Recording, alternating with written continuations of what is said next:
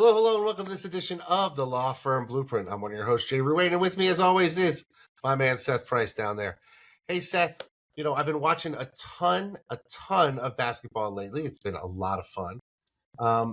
But you know what I realized in taking a critical eye towards the production that the March Madness tournament has been is that, as somebody who has, obviously, I got a vested interest in the 2026 future national champion UConn Huskies, 3 championships in 4 years, I can say with confidence. But I don't have as vested interest in many other teams. There's a couple that I liked.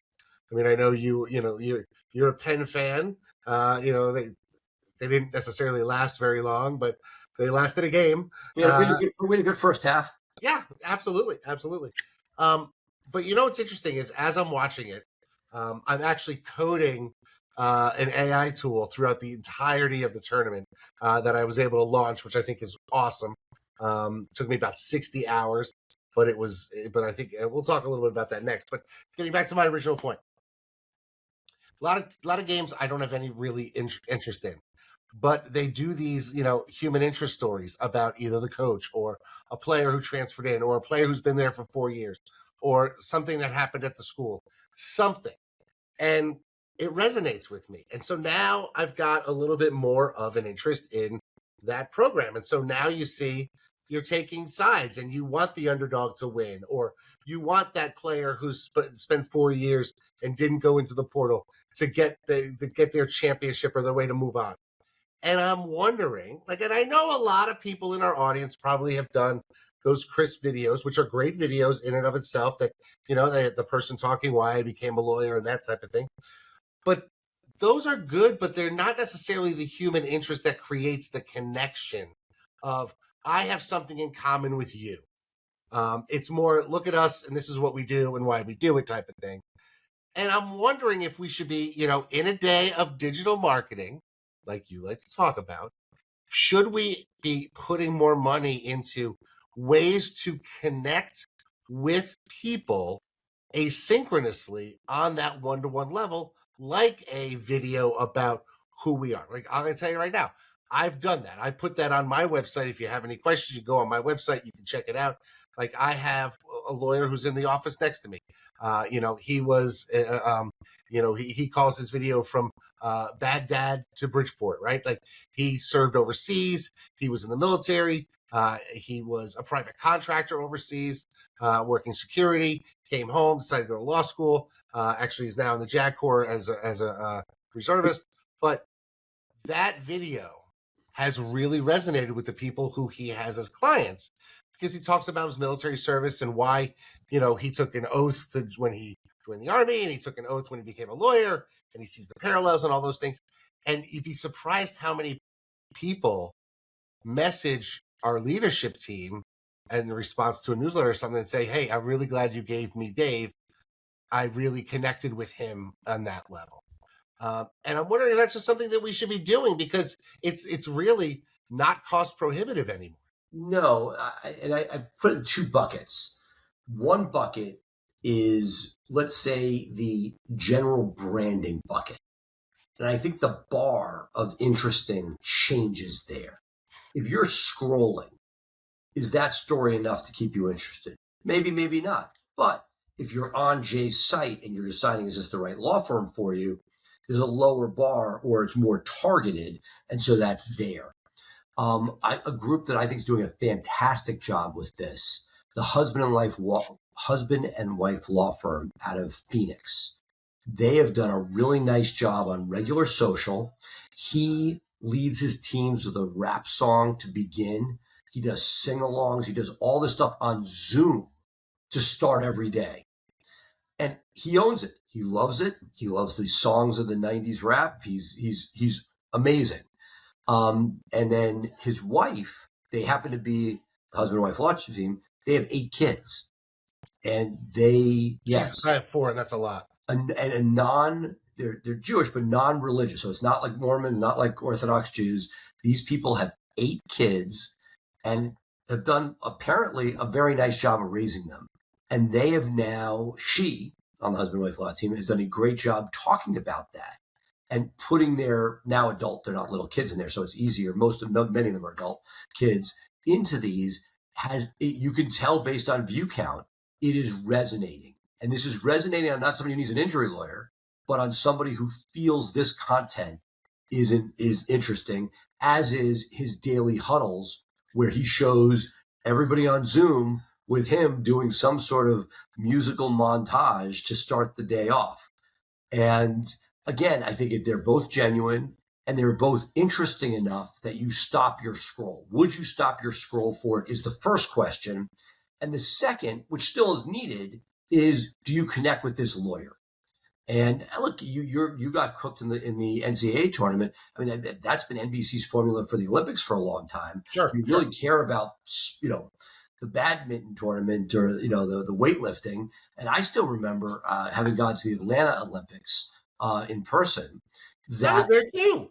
Were you really? I did not know that. And while we had a couple marquee swim events, with the gold medals, and that was all fun with the women, and Clinton was in the house with his family, but what I remember was going to the Tier B weightlifting. So it's like the booby prize from 11 to 20. 1 through 10 are going for gold. 11 through 20 were just there for personal bests. No U.S. athletes. And I found that to be fascinating because each person you're sort of getting to know in that micro moment. There was no Go USA. It was all, other random countries. And so, yes, I get it. I think easier said than done, but something to aspire to. But I think the mistake that people made, if I have to look at it, is that if you took the Tier B, as I'm calling it, the guy who has a very nice, pleasant video that's not necessarily interesting to the masses, but when somebody's focused on that trying to take that and make that go as your marketing piece, I think may get, is a long road towards branding. Oh yeah. I don't think you necessarily want to take a bio video and make, build a social campaign around it, because I just don't think it's remarkable enough.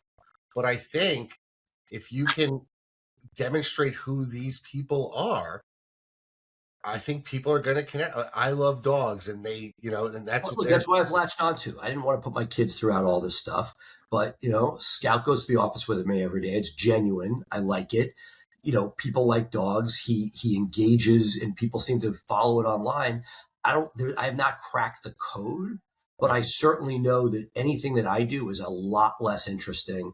And I 2 steps forward, 1 step back. I'm starting to see our social, even with some of the stuff, as you get more sophisticated. But I give you credit. You brought a video guy years ago, full time on, and it made a big difference because you just experimented. You don't know what it's going to be. And I made every mistake you can make. I brought the video guy in who had no social acumen. And that's, I had content, but it wasn't compelling content.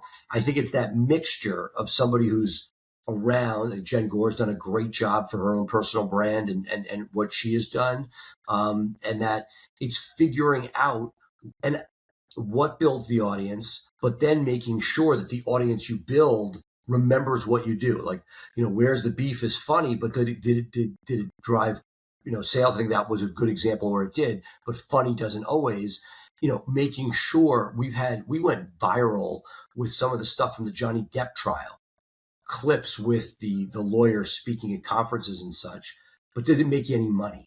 It was good. It made you feel good. We had a friend of the show who did that skateboard with the leaf blower and the umbrella. Yes, Big Mike. Crazy numbers.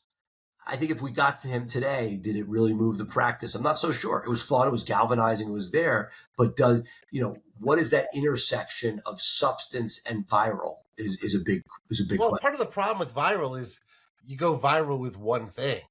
It's the second thing or the 10th thing afterwards.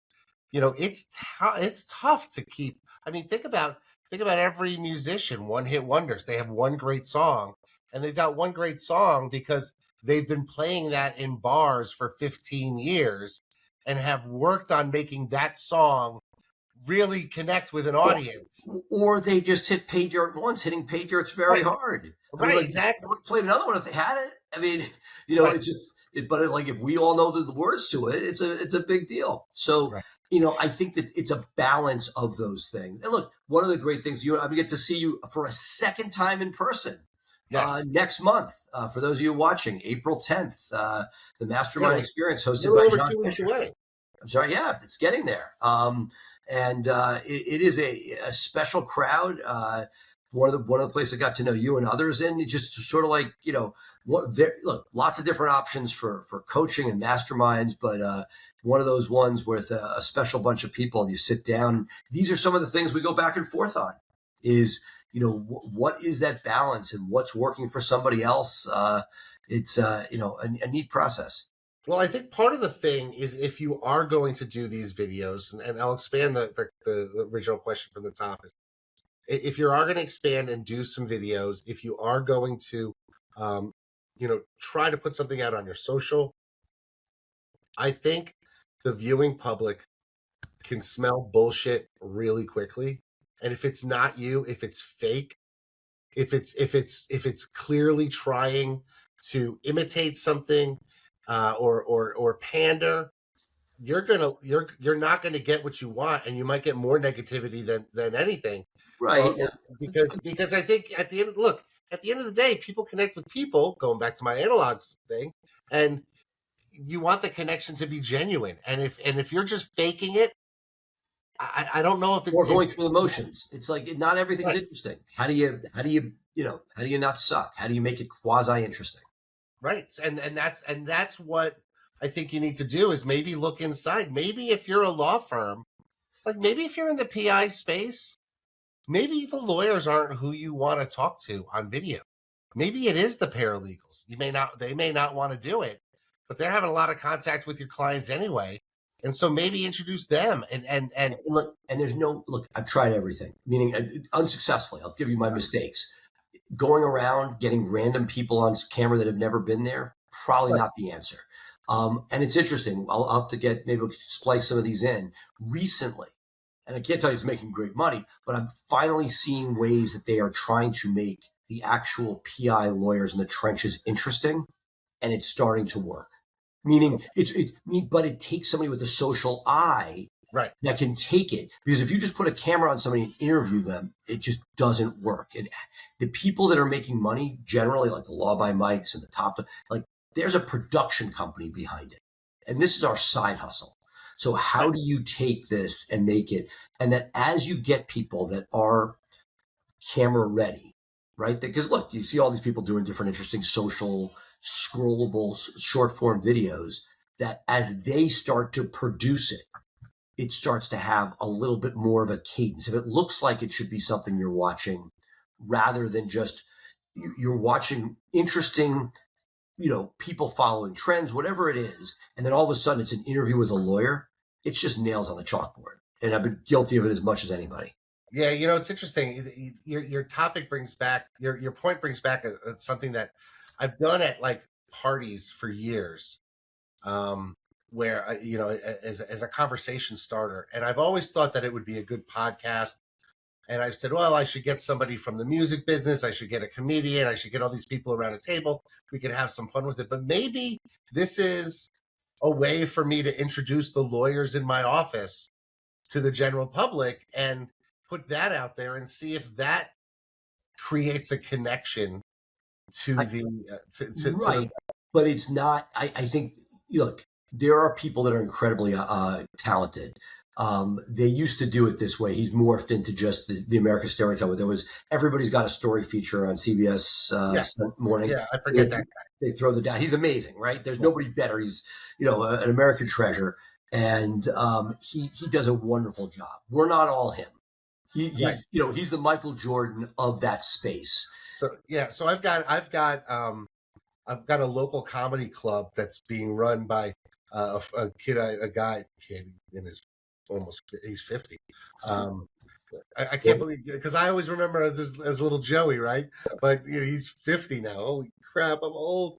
Anyway, so and actually one of the comedians is actually working as a paralegal in one of my pods, because he needed, he wants to be a full-time comedian, but he needed benefits, and he's good on the phone because he's outspoken and he's gregarious and that type of thing. I mean, he's open for Shane Gillis and a bunch of other really famous comics, but he needs, a steady gig too.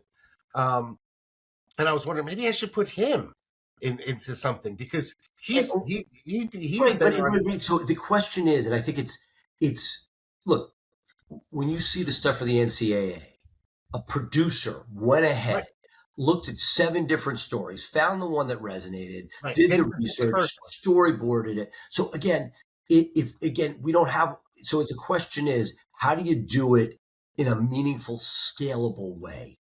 And again, you want one good video for the website, great.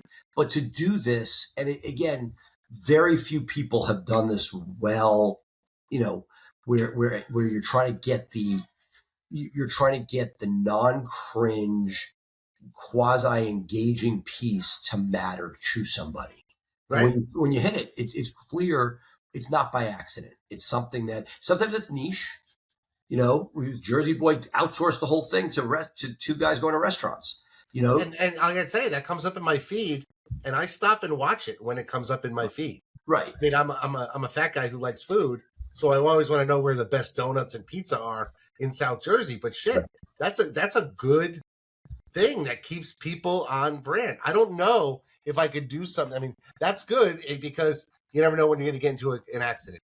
I'd be curious, how could I spin that and do that something similar in the context of criminal defense? I did do something years ago, and if you're on the Mr. Speeding Ticket Facebook page, you'll see the videos. I had 2 interns one summer pre-COVID go out and do the Connecticut Donut Trail, and we did a whole bunch of videos, and they tried all the videos at 15 different shops, and what I didn't do was have them deliver donuts to cops. That would have been awesome.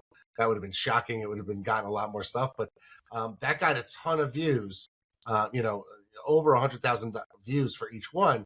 And then I never followed up with it, because COVID hit and all that stuff. But I mean, shit, there's things that you can do. It's just a matter of where are you going to put your effort and your resources. I think that goes back to your point.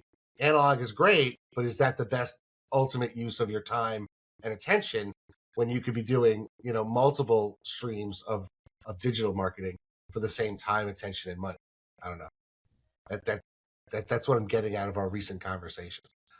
All right, folks, that's going to do it for us this week here on the Law Firm Blueprint. Thank you so much for being with us. Of course, you can catch us anywhere you want to go on the go by subscribing to the podcast, The Law Firm Blueprint, wherever you get your podcasts. And be sure to catch us live on LinkedIn, 3 p.m. Eastern, 12 p.m. Pacific every Thursday, as well as live in our Facebook group, The Law Firm Blueprint. That's going to do it for me. I'm Jay Ruane. He is Seth Price. Thanks for being with us. Bye for now.